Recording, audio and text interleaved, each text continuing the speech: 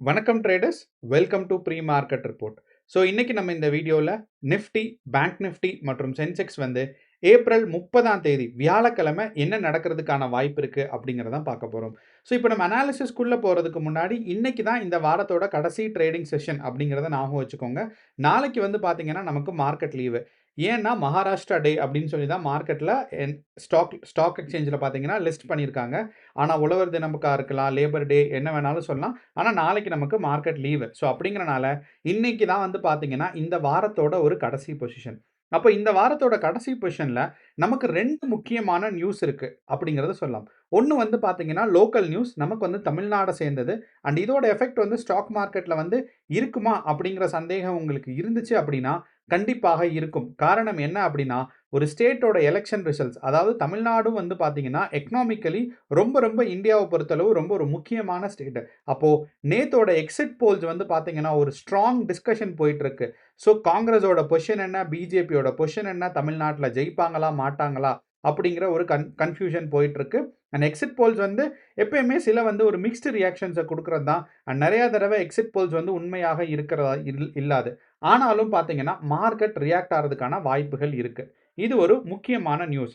இரண்டாவது நியூஸ் என்னன்னு பார்த்தீங்கன்னா, இன்னையோட பார்த்தீங்கன்னா நமக்கு 60 நாள் முடியுது. நமக்கு யுஎஸ் ஈரானோட கான்ஃப்ளிக்ட் இல்லைன்னா இஸ்ரேல் ஈரானோட கான்ஃப்ளிக்ட் தொடங்கி பார்த்தீங்கன்னா 60 நாள் முடியுது. அண்ட் இது வந்து பார்த்தீங்கன்னா ஒரு கோல்டு வார் சிச்சுவேஷன் அப்படின்னு சொல்லுவாங்க. அப்படின்னா 2 பேருமே அக்ரஸிவா வந்து பார்த்தீங்கன்னா வார்ல ஈடுபடாம பொறுமையா இவங்க கொஞ்சம் தாக்குதல் பண்ணுவாங்க, அவங்க கொஞ்சம் தாக்குதல் பண்ணுவாங்க.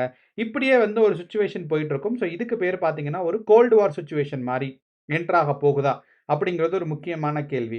அண்ட் இது சம்பந்தமா பார்த்தீங்கன்னா நம்மளோட ஆயில் பிரைஸ் மறுபடியும் $100 ஒரு பேரலுக்கு $110 இருந்தது. இப்போதைய நிலைமையில பார்க்கும்போது $100 ஒரு பேரல் லிட்டர்ஸ் வந்து பார்த்தீங்கன்னா யுஎஸ்டிக்கு ஆயிடுச்சு. ஓகே. அதே இது நம்ம இந்தியன் ரூபால நமக்கு பார்த்தோம் அப்படின்னா 10,000க்கு மேல போயிடுச்சு அப்படிங்கிறத சொல்லலாம். அப்போ இந்த மாரி போகும்போது நமக்கு இந்தியன் மார்க்கெட்ஸ் ஒரு டவுன் சைடு வர்றதுக்காக சான்சஸ் இருக்கு. ஸோ ஒண்ணு நம்மளோட எலெக்ஷன் எக்ஸிட் போல்ஸ், 2வது வந்து பார்த்தீங்கன்னா நமக்கு இ இ இ இஸ்ரேல், ஈரான், யுஎஸ் இந்த 3ஓட வாரும் பார்த்தீங்கன்னா, போரும் வந்து ஒரு 60 நாளோட டெட்லைன தொட்டுருச்சு. இது வந்து ரொம்ப ரொம்ப ஒரு சீரியஸான விஷயம். அப்போ இத தொடர்ந்து ஆயில் பிரைஸும் பார்த்தீங்கன்னா, நமக்கு கூடிக்கிட்டே வருது. ஓகே. இப்ப இது 3ம் பார்த்துட்டோம். இப்ப நமக்கு டேட்டாஸ் என்ன சொல்லுது அப்படிங்கிறத பார்ப்போம். ஸோ நமக்கு நிஃப்டி 50ய பார்த்தோம் அப்படின்னா, 50 சிம்பிள் மூவிங் ஆவரேஜ்க்கும் 200 சிம்பிள் மூவிங் ஆவரேஜ்க்கும் பார்த்தீங்கன்னா, நமக்கு மேல இருக்கு. அது ஒண்ணு சொல்லலாம். அண்ட் இன்ட்ராடே ட்ரேடரா நமக்கு முக்கியமா இருக்க டைம்லைன் என்ன அப்படின்னு பார்த்தீங்கன்னா, 1 மினிட், 3 மினிட்ஸ் அப்புறம் 15 மினிட்ஸ்ன்னு சொல்லலாம். அப்போ இந்த 1 மினிட்ல பார்த்தீங்கன்னா, நிஃப்டி 50 வந்து ஒரு டெத் கிராஸ்ல இருக்கு. அப்போ இந்த ஸ்டாக் மார்க்கெட்ல நமக்கு வந்து சிம்பிள் மூவிங் ஆவரேஜ் ஒரு ஸ்ட்ராங்கான ஒரு இண்டிகேட்டர். அப்போ டெத் கிராஸ் அப்படின்னா என்னன்னா 50 சிம்பிள் மூவிங் ஆவரேஜ், அதாவது கடைசி 50 கேண்டில் எடுத்து நமக்கு வந்து 50 ஒரு சிம்பிள் மூவிங் ஆவரேஜ் இருக்கும். அதோட ஆவரேஜ் பிரைஸ் தான் பார்த்தீங்கன்னா ஒரு சிம்பிள் மூவிங் ஆவரேஜ் அவ்வளோதான். கடைசி 50 கேண்டில் எடுத்து. அதே மாரி 200 சிம்பிள் மூவிங் ஆவரேஜ்னா கடைசி 200 எடுத்து. அப்போ ஒரு இன்ட்ராடே ட்ரேடர்ஸ்க்கு நமக்கு 3 மினிட்ஸும் 1 மினிட்டும் ரொம்ப முக்கியம். அப்போ 1 மினிட் நமக்கு பார்த்தோம் அப்படின்னா, மார்க்கெட் வந்து டெத் கிராஸ்ல இருக்கு. அப்படின்னா செல்லிங் பிரஷர்ல இருக்கு அப்படிங்கிறது அர்த்தம். அதே மாரி நம்ம வந்து 3 மினிட்ஸ் டைம் ஃப்ரேம்ல பார்த்தோம்னா, மார்க்கெட் வந்து ஒரு கோல்டன் கிராஸ்ல இருக்கு. அப்படின்னா மார்க்கெட் மேல போகுது அப்படிங்கிறது அர்த்தம். சார்ட்ல நான் இன்னும் கொஞ்சம் டீட்டெயிலா நான் உங்களுக்கு சார்ட்ட காமிக்கும்போது தெரியும். ஸோ இது ரொம்ப சிக்னிஃபிகன்ட்டான விஷயம். 1 மினிட்ல கீழ போற மாரி இருக்கு. 3 மினிட்ஸ்ல மேல போடுற மாரி இருக்கு. 3வது பார்த்தீங்கன்னா 15 மினிட்ஸ் டைம் ஃப்ரேம். இந்த 15 மினிட்ஸ் டைம் ஃப்ரேம்லயே பார்த்தீங்கன்னா, மார்க்கெட் கீழ வர மாரி இருக்கு. அப்போ 2 டிஃபரண்ட் டைம் ஃப்ரேம்ல ஒரு small time frame and highest time ஃப்ரேம்ல பார்த்தீங்கன்னா, மார்க்கெட் வந்து ஒரு சரிவு நிலையில இருக்கு. மிடில்ல இருக்கிற ரேஞ்ச் வந்து பார்த்தீங்கன்னா, நமக்கு ஒரு பாசிட்டிவான டைரக்ஷன்ல இருக்கு. ஸோ அப்படிங்கிறனால நமக்கு 2 முக்கியமான டைம் ஃப்ரேம் ஒரு டவுன் ஃபாலிங் மார்க்கெட் அப்படிங்கிறனால, இன்னைக்கு மார்க்கெட் டவுன் ஃபால் ஆறதுக்கான வாய்ப்புகளும் கொஞ்சம் அதிகமாக இருக்கு. ஆனா, நேத்து நம்மளோட எஃப்ஐஸ் வந்து பார்த்தீங்கன்னா, கம்ப்ளீட்டா பியரிஷ்ஷா இருந்தாங்க. இன்னைக்கும் கம்ப்ளீட்டா பியரிஷ்ஷா இருக்காங்க. ஆனா, மார்க்கெட் நேத்து வந்து ஒரு கன்சாலிடேஷன் ஃபேஸ்ன்னு சொல்ல முடியாது. ஒரு இன்கிரிமென்ட் வந்துட்டு அதுக்கப்புறம் பார்த்தீங்கன்னா, ஒரு டவுன்ஃபால் வந்துச்சு. அப்போ இன்னைக்கும் நிஃப்டி 50ய பொறுத்தளவு 24,500ம் 24,000ம் இந்த ஒரு 500 பாயிண்ட் தான் பார்த்தீங்கன்னா, இன்னைக்கும் நிஃப்டி 50 மூவ்மெண்ட் ஆறதுக்கான ஒரு முக்கியமான ஒரு பிரைஸ் லெவல்ஸா இருக்க போகுது. ஸோ அப்படிங்கிறனால இந்த பிரைஸ் லெவல்ஸ் இந்த ஒரு கன்சாலிடேஷன் ஃபேஸ வந்து ஸ்ட்ராங்கா அண்டர்ஸ்டாண்ட் பண்ணிக்கோங்க. நமக்கு அதே மாரி call options and put options வந்து பார்த்தீங்கன்னா, நம்மளோட ஓப்பன் இன்ட்ரெஸ்ட் டேட்டால இந்த 2 பிரைஸ்ல தான் பார்த்தீங்கன்னா, ஒரு பில்லர் மாரி நிக்குது. நான் ஏன் கரெக்ட்டா இப்படி பில்லர் மாரி நிக்குதுன்னு காமிச்சா, உங்களுக்கு சார்ட்ட பார்க்கும்போது புரியும். ஸோ இதுதான் முக்கியமான டேட்டாஸ் அண்ட் நம்மளோட இந்தியா விக்ஸ் டேட்டா வந்து 20லிருந்து 17க்கு வந்துருச்சு. இன்னும் கொஞ்சம் கீழ இறங்கணும். அப்படின்னா, இன்னும் கொஞ்சம் கீழ இறங்கணும்னா, நிஃப்டி வந்து குரோத் இருக்கும். ஸோ, நிஃப்டியோட குரோத் வந்து இன்னவிட்டபிள். இன்னும் கொஞ்சம் மேல ஏறும். 26,000 வரைக்கும் மறுபடியும் ரீச் ஆறதுக்கான வாய்ப்புகள் வந்து ரொம்ப ரொம்ப கிளியரா தான் இருக்கு. பட் கொஞ்சம் இந்த எக்கனாமிக் சிச்சுவேஷன்ஸ், எலக்ஷன் சிச்சுவேஷன்ஸ் இதெல்லாம் கொஞ்சம் கூல் ஆச்சுன்னா, நிஃப்டி டக்குன்னு பார்த்தீங்கன்னா, ஒரு 1000, 1500 பாயிண்ட் குரோத்க்கான பாசிபிலிட்டீஸ் இருக்கு. ஸோ, இப்ப இது டேட்டாஸ் எல்லாம் சொல்லிட்டோம். மார்க்கெட் கீழ வரதுக்கான பாசிபிலிட்டீஸ் இருக்கு. டீட்டெயிலான அனாலிசிஸ் நமக்கு வந்து பார்த்தீங்கன்னா, நம்ம சார்ட்ட பார்த்து பண்ணலாம். வாங்க இப்ப நம்ம வீடியோக்குள்ள போலாம். ஸோ நான் முன்னாடி சொன்ன மாரி, நமக்கு வந்து கிஃப்ட் நிஃப்டி யூசுவலா நம்ம அனலைஸ் பண்ணுவோம். அப்ப இந்த கிஃப்ட் நிஃப்டி டேட்டா நமக்கு பார்த்தோம் அப்டின்னா, இன்னையோட மார்க்கெட்ல gap up and gap down எதுவும் இல்ல. அதாவது நமக்கு வந்து நேத்து நமக்கு 3:30க்கு பொசிஷன் எங்க முடிஞ்சுச்சோ, அந்த பொசிஷன்லேருந்து இப்போ கரண்ட் பொசிஷன் நமக்கு பார்த்தோம் அப்டின்னா, gap up and gap down வந்து பார்த்தீங்கன்னா, வெறும் 35 பாயிண்ட் தான் ஒரு செல்லிங் பிரஷர்ல இருக்கு. அண்ட் இந்த 35 பாயிண்ட் வந்து ஒரு ஸ்ட்ராங்கான ஒரு டவுன் ஃபாலிங் மார்க்கெட்டா இருக்காது அப்டிங்கிறது நமக்கு தெரிய வருது. இது கூடவே பார்த்தீங்கன்னா, நான் முன்னாடி சொன்ன மாரி ஆயில் பிரைஸ் அதாவது க்ரூட் ஆயிலோட பிரைஸ் வந்து இந்தியன் ரூபில நமக்கு பார்த்தாலும் $10,000 டச் பண்ணிருச்சு. அதே மாரி நம்ம யுஎஸ் டாலர்ஸ்ல நமக்கு பார்த்தாலும் $110 வரைக்கும் டச் பண்ணிருச்சு. அண்ட் இப்போதைய கரண்ட் பிரைஸ் வந்து $107 குறைஞ்சிருக்கே ஒழிய, ஆனா இந்த $110 டச் பண்ணதுனால ஆயில் பிரைஸ் வந்து பார்த்தீங்கன்னா, கொஞ்சம் ஹாட்டாவும் அதே மாரி ரொம்ப ஸ்ட்ராங்காவும் தான் இருக்கு. அண்ட் இத தொடர்ந்து நம்மளோட யுஎஸ் மார்க்கெட் பார்த்தீங்க அப்டின்னா, யுஎஸ் மார்க்கெட்ல நமக்கு வந்து 2வது நாளா இன்னைக்கும் மார்க்கெட் வந்து ஒரு கன்சாலிடேஷன் ஃபேஸ்ல தான் இருக்கு. ஸோ நேத்து வந்து பார்த்தீங்கன்னா, கேப் டவுன் வந்துட்டு ஒரு கன்சாலிடேஷன் ஃபேஸும், அதுக்கப்புறம் இன்னைக்கு பார்த்தீங்கன்னா, அந்த கன்சாலிடேஷன் ஃபேஸ்க்குள்ள இருக்கிற ரேஞ்ச்லயே தான் பார்த்தீங்கன்னா இருக்கு. இது வந்து பார்த்தீங்கன்னா, நேத்து இது வந்து இன்னையோட மார்க்கெட்டோட நமக்கு எக்ஸ்பெக்டேஷன்ஸ். ஸோ அப்படிங்கிறனால நமக்கு 29ஆம் தேதி யுஎஸ் மார்க்கெட் ஒரு கன்சாலிடேஷன் ஸ்டேட்ல இருக்கிறனால, இந்த ஐடியா வந்து பார்த்தீங்கன்னா, நமக்கு இன்னையோட மார்க்கெட்ல நமக்கு ரிஃப்ளெக்ட் ஆறதுக்கான சான்சஸ் நமக்கு இருக்கு. இது S&P 500, tau Jones industrial average and நம்மளோட நாஸ்டாக் காம்போசிட் இண்டெக்ஸ் 3மே ஒரு கன்சாலிடேஷன் ஃபேஸ நோக்கி போயிட்டு இருக்கிறனால, இதிலிருந்து நம்மளால பெருசா தெரிஞ்சுக்க முடியாது. அப்போ ஆனா இன்னொன்னு நமக்கு என்னன்னா, நிஃப்டிய பொறுத்தளவு ஒரு 2 முக்கியமான ஸ்டாக்ஸ் வந்து பார்த்தீங்கன்னா, ரொம்ப இம்பார்ட்டன்ட். ஸோ நிஃப்டி 50ல ஒரு 50 ஸ்டாக்ஸ் லிஸ்ட் பண்ணியிருக்காங்க. அதனால தான் அதுக்கு பேரு நிஃப்டி 50ன்னு சொல்றாங்க.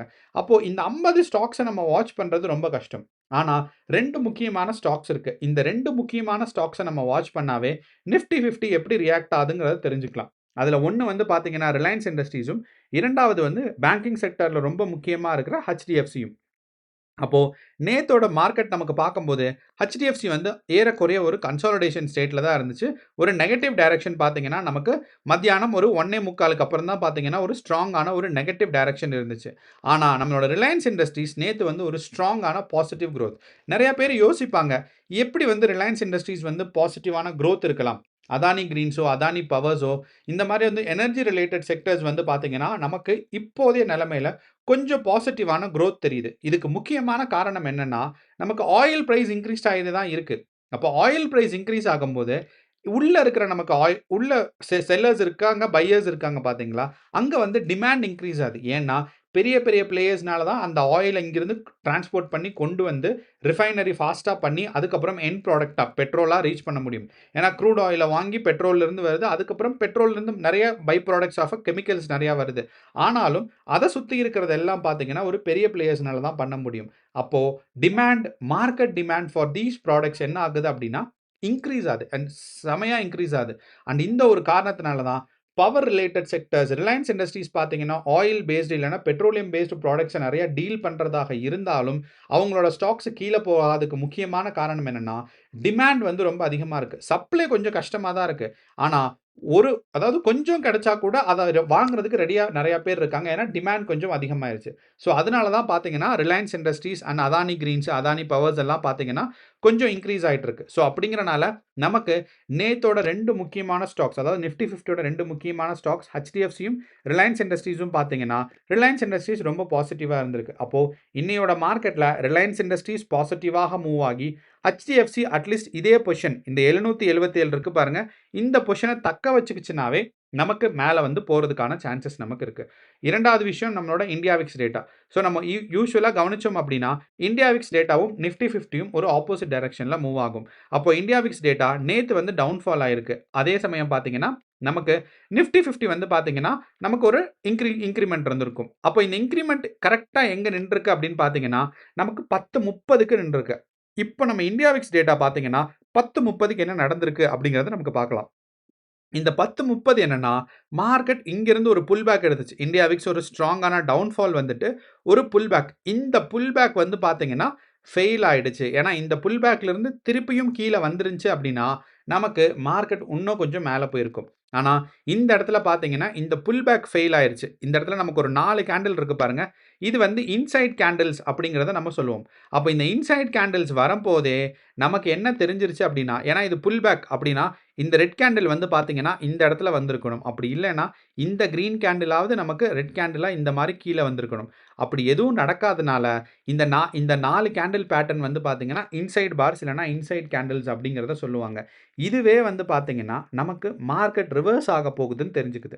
இதனால தான் நான் என்ன சொல்வேன்னா, இந்தியா விக்ஸ் டேட்டா லைவ் மார்க்கெட்ல நமக்கு வந்து ஒரு அண்டர்ஸ்டாண்ட் பண்றதுக்கு ஹெல்ப்ஃபுல்லா இருக்கும். அப்போ இந்தியா விக்ஸ் டேட்டா இதுக்கு மேல கீழ போகாது அப்படிங்கிறத நான் தெரிஞ்சுக்கிட்டேன். அப்ப இதுக்கு மேல கீழ போகாதுன்னு தெரிஞ்சுக்கிட்டதுக்கு அப்புறம், நான் வந்து நிஃப்டி 50லயோ, பேங்க் நிஃப்டிலயோ பார்த்தீங்கன்னா, 10.27, 10.30க்கு மேல நான் வந்து மார்க்கெட் மேல போறதுக்கான ஒரு எக்ஸ்ட்ரார்டினரியான ஒரு புஷ் இருக்கிறத நான் எதிர்பார்க்க மாட்டேன். ஏன்னா, நமக்கு காலையில 9:30லிருந்து பார்த்தீங்கன்னா, மார்க்கெட் வந்து ஒரு ஸ்ட்ராங்கான ஒரு அப் ட்ரெண்ட் வந்துச்சு. ஸோ 15 மினிட்ஸ் நான் விட்டுட்டேன் முன்னாடி. அதையும் நான் சேர்த்தேன் அப்படின்னா, நமக்கு ஒரு 230 பாயிண்ட்ஸ் இல்லன்னா ஒரு 200 பாயிண்ட்ஸ் நம்ம ஒரு ஆவரேஜா வச்சுக்கோமே 9:30லிருந்தே வருவோம்.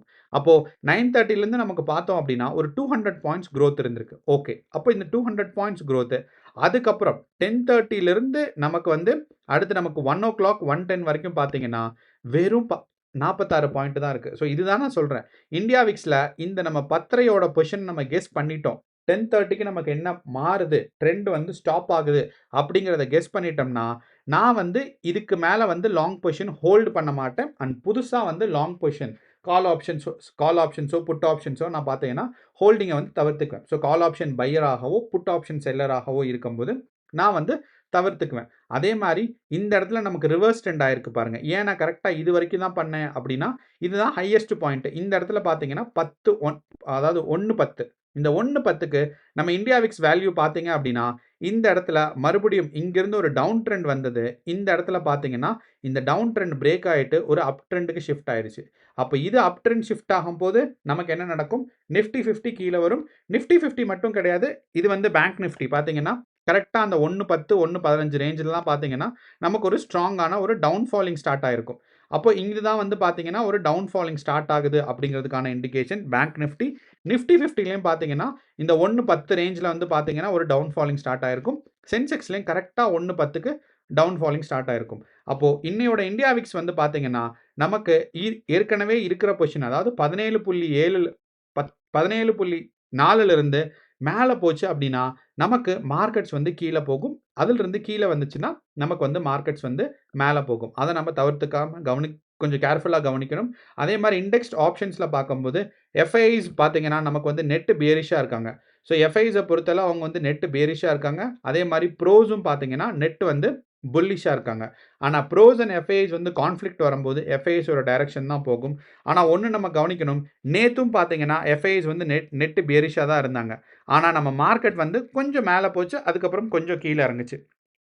ஸோ அப்படிங்கிறனால இந்த வேல்யூஸ் ரொம்ப முக்கியம். அப்ப இன்னையோட டேட்டாஸ் நமக்கு பார்த்தோம் அப்படின்னா, எஃப்ஐஸோட பையிங் அதாவது பியரிஷ்ஷா எவ்வளோ குவான்டிட்டி இருக்கும், புல்லிஷ்ஷா எவ்வளோ குவான்டிட்டி இருக்குன்னு பார்க்கும்போது, ரொம்ப சின்ன டிஃபரன்ஸ் தான் இருக்கு. 10,000 குவான்டிட்டீஸ் பார்த்தீங்கன்னா, அவங்க வந்து புல்லிஷ்ல இருக்காங்க. அதே மாரி பியரிஷ் வந்து பார்த்தீங்கன்னா, 14,000 குவான்டிட்டீஸ். இந்த டிஃபரன்ஸஸ் கம்மியா இருக்கிறனால, இன்னையோட மார்க்கெட் வந்து ஒரு கன்சாலிடேஷன் ஸ்டேட்க்குள்ள ரீச் இருக்கும். ஸோ ஒரு இன்ட்ராடே ட்ரேடருக்கு இன்னையோட மார்க்கெட் வந்து ஒரு அப் ட்ரெண்ட் போச்சு அப்படின்னா, நம்ம வந்து ஒரு 4,500 வரைக்கும் நான் முன்னாடி சொன்ன மாரி ஓப்பன் இன்ட்ரெஸ்ட்ல டேட்டா பார்த்தீங்கன்னா, அட் த மனிலேருந்து 2 பில்லர் இருக்கு. ஸோ இதான் அட் த மனி.